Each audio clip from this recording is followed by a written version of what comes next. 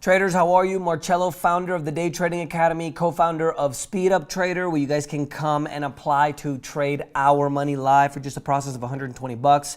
We have accounts starting from $25,000. And today we're going to be talking about the recap of what happened in the markets last week.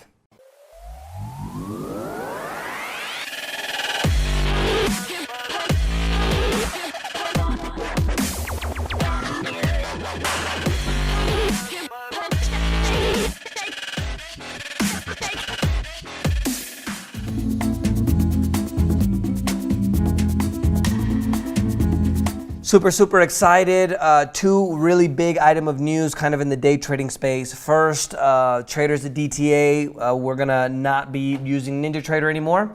A lot of you guys, mostly in the future space, probably trade with NinjaTrader, some people in Forex as well. So we're actually gonna be moving away from NinjaTrader because there's another platform now that's completely free, and I would say probably even better, the same as NinjaTrader.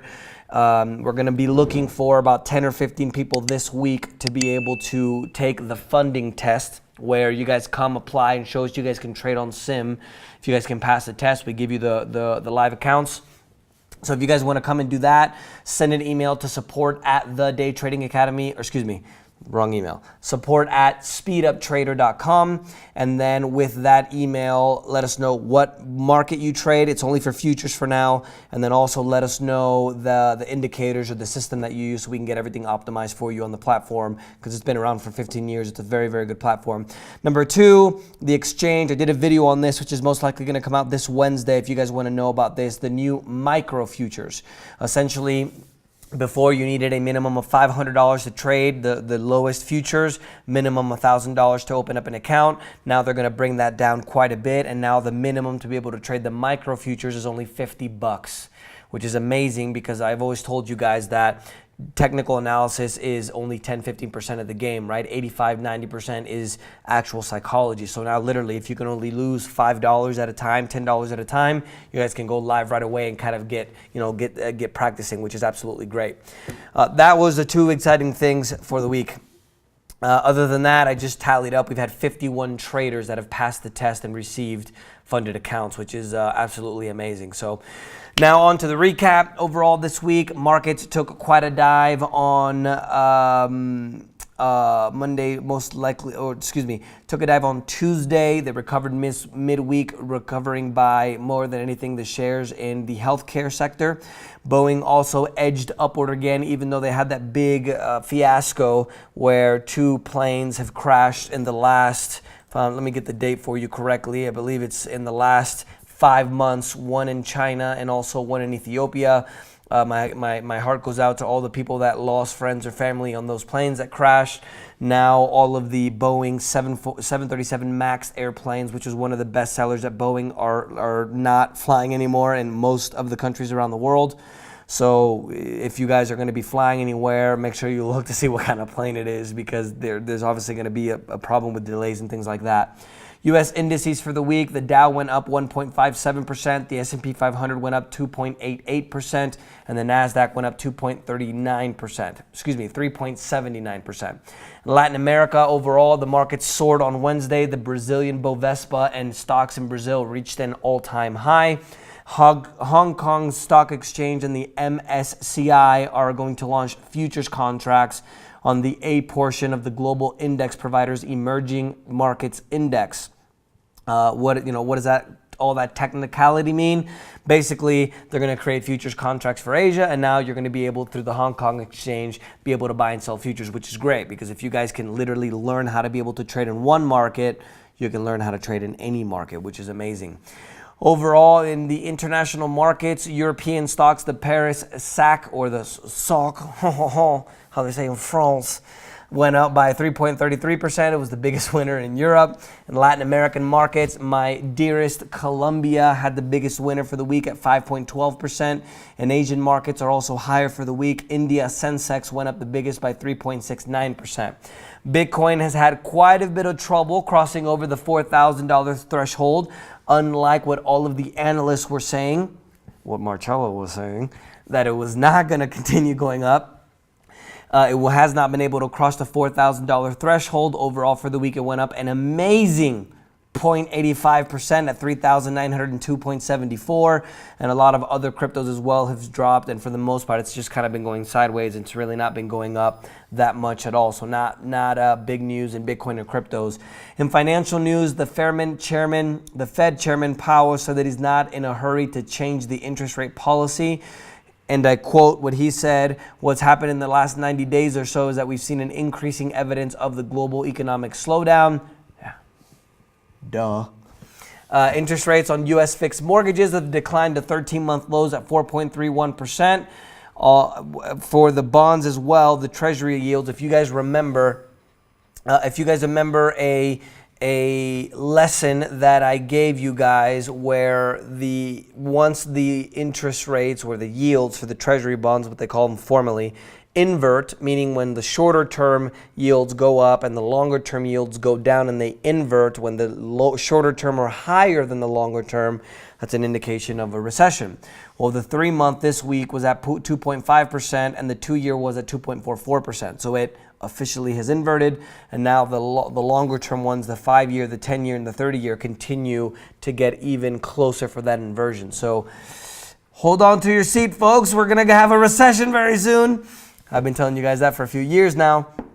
Other than that, shares in Deutsche Bank and Commerzbank traded higher on Monday now that a lot of German businesses have warmed up for the idea of the merging obviously the two largest banks in Germany. U.S. president is seeking one of the largest ever cuts in domestic discretionary spending in history. $4.7 trillion he's proposing in 2020. He's also boosting defense spending, and he wants to get the $8.6 billion to build the border wall. He's definitely not going to quit, it seems, on the border wall. And remember, I always like to remind you guys, I never want to get political on the show. I think, unfortunately, now a lot of the mainstream news is just what they want you to hear, what they want their opinion to be. So I'm never going to get political. Whether you love or hate Trump, love or hate Obama, left or right, doesn't matter. I'm always just going to present the information and what it means so you guys can understand a little bit better what's going on, okay? Inter-American Development Bank on Friday ousted the Maduro representative, and they replaced him with an economist backed by Juan Guaido, which is according to a lot of countries, the interim leader, even though they're still kind of sparring over that control in Venezuela. Major setback for the Maduro government. In commodities this week, U.S. crude went up by 4.17% at $58.41. International Brent crude went up 1.92% at $67 even.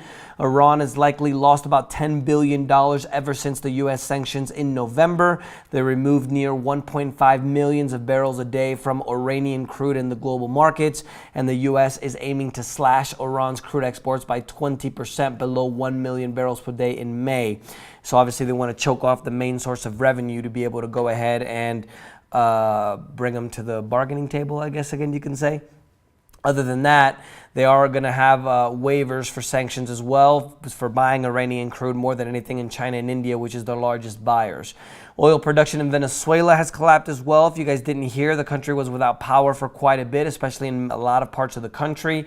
So that puts an upward. That's part of the reason why the oil prices went up, so you guys know.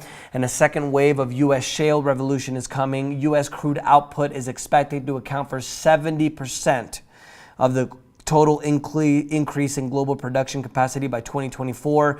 Total exports of crude and refined products are going to reach 9 million barrels a day, easily surpassing Russia and Saudi Arabia. We are the champions. United States, baby. Best country in the world. Not like it used to be, but it's still the best country in the world by far. Meanwhile, OPEC ministers are warning banks and big investors that if the U.S. government passes NOPEC legislation allowing the U.S. government to sue the cartel, that they're going to produce to the max. All the OPEC members are going to raise the production to the max, and they're obviously the shale markets are going to suffer as well. Other than that, Barrick Gold Corp withdrew its $18 billion bid to acquire its biggest rival, which is called Newmont Mining Corp, ending the hostile and bitter takeover to combine the two biggest gold miners in the world, gold producers, I should say, not miners. And precious metals for the week, gold went up 0.31% to 1302, and silver went down 0.26% to 1537. A lot of news with Brexit vote this week. I'm not going to give you guys the details because it's kind of all the same the same week, every week. You know, they made an agreement, then they didn't, then they make an agreement, then they didn't. So They obviously are not in an agreement on the table yet, so still negotiating. There's chaos. Supposedly the world's going to end, so they're still having their discussions. Sales of new U.S. homes in the U.S. declined 7%, to 607,000 at an annual rate. Very slow start to 2019 due to the partial government shutdown and also very bad weather this year. U.S. wage growth is at a 10-year high. For all you guys that are working hard out there, domestic labor market, it keeps tightening. Essentially, if the labor market is tightening, basically there's not enough jobs. There's not enough people for the jobs out there, which basically means that there's a lot of competition, so wages have to go up to get the best people. Other than that, the hourly pay earned by the typical employee rose sharply in February by 3.4%. China's economic slowdown worsens, unemployment sharply higher at 5.3% compared to 4.9% in December. And China's huge industrial sector grew by just 5.3% in January and February, the weakest rate of growth in 17 years. Chinese stocks fell over 1% on the news. In corporate news, Boeing, I told you guys about Boeing. Again, my heart goes out to all the people that have family or friends that suffered, unfortunately, in those accidents. It's going to cost the firm up to $5 billion over 3 months. Tesla is raising prices Tesla is raising prices globally on its vehicles, except the Model 3, after saying that they're going to close most of their stores. They're going to be raising it by 3%. And they decided also to keep most of its stores open. If you guys didn't see the underwhelming launch of the Model Y, which is the small SUV that Tesla came out with this week, definitely don't watch the video. Just Google for the pictures because it was very underwhelming. The shoes he was wearing were nice though. Levi Strauss expects to raise as much as $587 million to an IPO. Wonderful jeans. I highly recommend that you guys purchase some. They're going to be back in the public market after 3 decades. They're valued now at $6.17 billion. Many companies are intending to move operations outside of the UK due to Brexit. BP, British Petroleum, which they conveniently changed their name to Beyond Petroleum, even though they're a petroleum company. They employ 16,000 of the 74,000 employees in the United Kingdom, so they're going to be staying there. Etihad, which is Abu Dhabi's global airline, posted a loss of $1.28 billion for 2018. It's the 3rd consecutive annual loss. In trade news, Iranian President Hassan Rouhani condemned the U.S. military in the Middle East as he began his first official visit to Iraq. He's trying to bolster his influence there and also expand trade ties, obviously due to the renewed U.S. sanctions.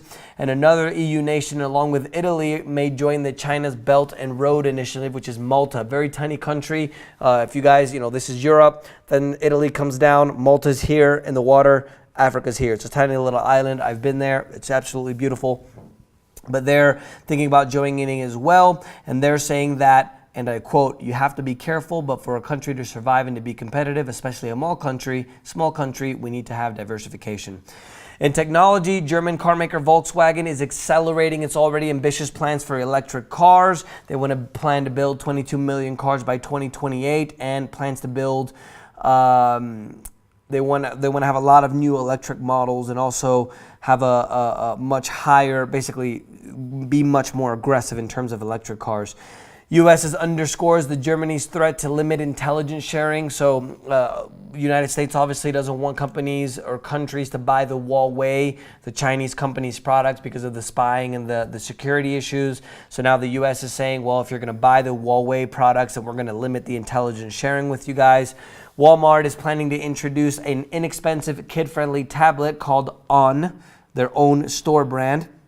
It's going to be made by the Chinese, ironically. It's so funny with these trade wars, build in America, all this stuff, and then Walmart, the biggest company in the world. Yeah, we're gonna go build in China. I just think this is hysterical.